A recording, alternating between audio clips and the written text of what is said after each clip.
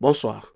Merci beaucoup pour nous avoir soutenus pour tout ce que vous faites pour cette chaîne de Ville Immigration TV. Alors, pour l'instant, j'aimerais quand même faire répondre à quelques questions qui m'ont été posées par les amis.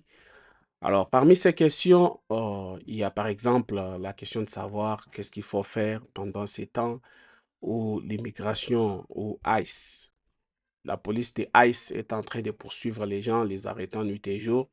Comment faire pour pouvoir se préserver? D'abord, je commence mon émission par vous dire, je ne suis pas un avocat conseil, je ne suis pas un certifié de l'immigration, mais je suis beaucoup plus intéressé à l'immigration, je m'intéresse beaucoup à l'immigration, j'ai fait beaucoup d'histoires seules d'immigration.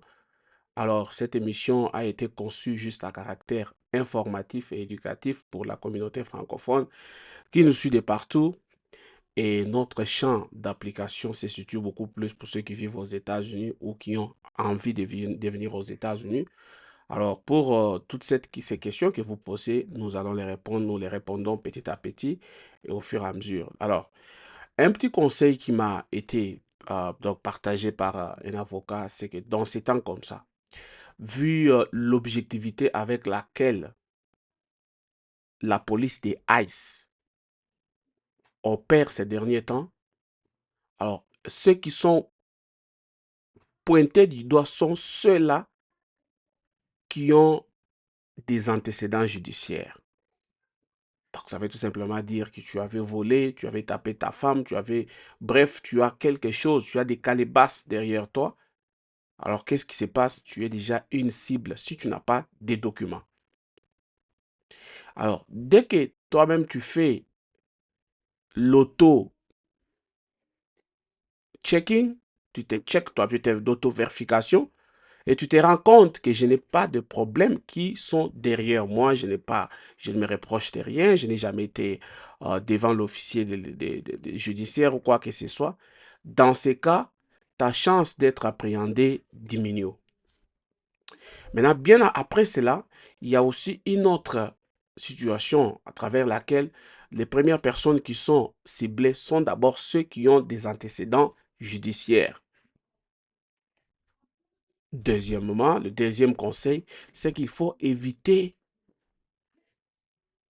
d'aller dans des endroits qui sont des milieux contrôlés qu'on appelle des checkpoints. Et au-delà de ça, il faudra aussi éviter d'aller dans des villes où ICE a été déployé.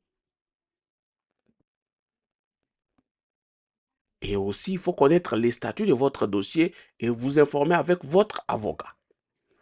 Donc, voilà un peu les conseils qui sont là. Alors, si vous ne vous reprochez de rien, vous pouvez marcher. Mais si vous n'avez pas toujours de documents, vous n'êtes pas encore à l'abri. Évitez des endroits où il y a beaucoup de gens, des attroupements et tout ça. Alors, voilà un peu le conseil que je peux vous dire. Mais si vous en avez encore besoin d'autres conseils, plus précis, contactez vos avocats. Donc, voilà.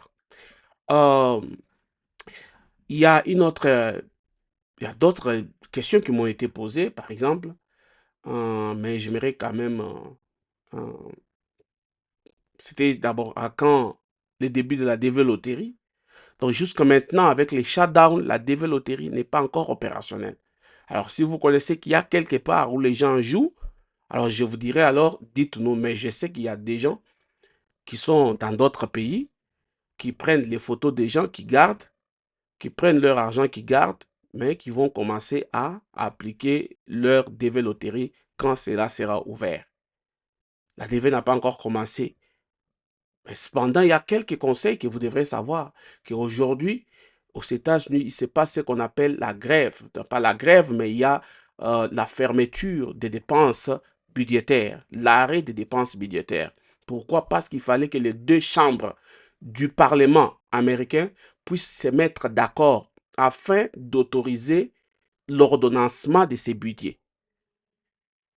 Alors, faute d'entente entre le Parlement et le gouvernement, ou en fait, d'abord c'est le Parlement qui est bicaméral, donc nous avons les démocrates d'un côté, nous avons le républicain de l'autre côté, faute d'entente entre les deux, Voilà pourquoi les choses sont aux arrêts. Et bon, moi j'ai des amis qui travaillent au gouvernement. Il y a beaucoup de travailleurs fédéraux qui sont en congé technique, on appelle ça congé technique. Et il y en a d'autres qui travaillent peu seulement des services nécessaires, mais les contractants continuent toujours à travailler. La conséquence de tout ça, c'est que le peu de temps que ça prend, ça va créer un retard très profond dans le traitement des dossiers d'immigration. Et ça sera pour tous les cas généraux. Alors, est-ce que cela va affecter l'administration Trump? Non, ça ne va pas affecter l'administration Trump. Parce que eux sont les Américains, ils n'ont pas besoin d'immigration, ils n'ont pas besoin d'amener qui que ce soit. Toute leur famille se trouve aux États-Unis.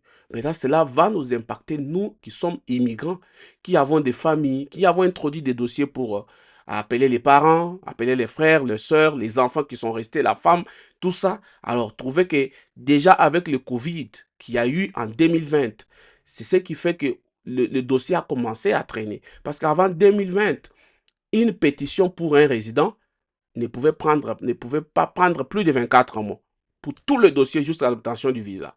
Mais actuellement, à cause de Covid, les dossiers ont commencé à retarder et ça commence à tirer en longueur au fur et à mesure. Maintenant, aujourd'hui, avec les shutdowns, l'impact sera aussi additionnel dans le sens où tous les travailleurs fédéraux, en service d'immigration, du département d'État et tout, ils sont en congé technique. Par conséquent, cela va tirer en longueur les dossiers d'immigration. Donc, voilà un peu ce que je voudrais vous mettre à jour. Restez vigilants là-dehors. Euh, Restez en contact avec votre avocat. Et si vous pouvez faire quelque chose, je ne sais pas qu'est-ce que vous allez faire, mais nous savons que le dossier est bloqué. Et la raison de ce blocage, les deux camps s'entre-accusent. Les républicains disent que les démocrates bloquent. Les démocrates disent que ce sont les républicains qui bloquent.